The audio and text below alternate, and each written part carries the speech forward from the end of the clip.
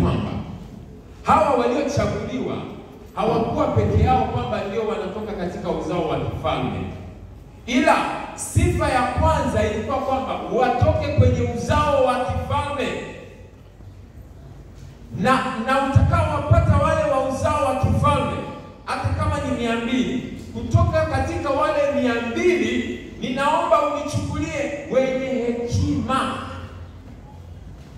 na uelevu.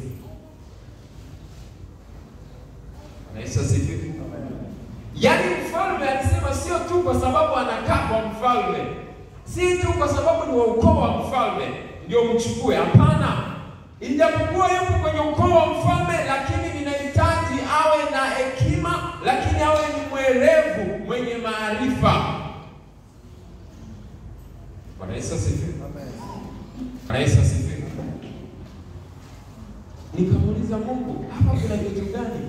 Akasema watu wengi ambao ni Wakristo akishamaliza kuokoka,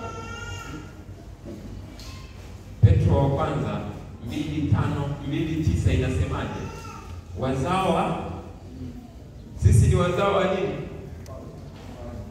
Wazao wa kifalme, royal priest, si ndio?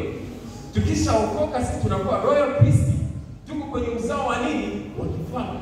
Akasema uangalifu ni kwamba watu wakishaingia kwenye uzao wa kifalme wanalegea, wanasema mimi si mtoto wa mfalme, mimi si babangu mfalme, mimi babangu si fulani, mimi babangu si askofu, mimi babangu si mchungaji, mimi babangu si fulani, mimi babangu si kiongozi fulani. Kwa hiyo ana relax, hawezi kujiongezea maarifa, hataki kuimprove kwa sababu yuko katika uzao wa kifalme. Akasema Wakristo wengi wanakosa favor, wanakosa kuongeza thamani kwenye maisha yao kwa sababu wamerelax na ile kuwa priesthood, kuwa katika uzao wa kifalme. Kwa sababu akisoma Yohana wa kwanza sura ile ya 2 na mstari wa 9 anasema mzao mteule, watoto wa wafalme. Ana relax, anasema mimi ni mtoto wa mfalme, sisi ni wazao wa kifalme, uzao wa kifalme.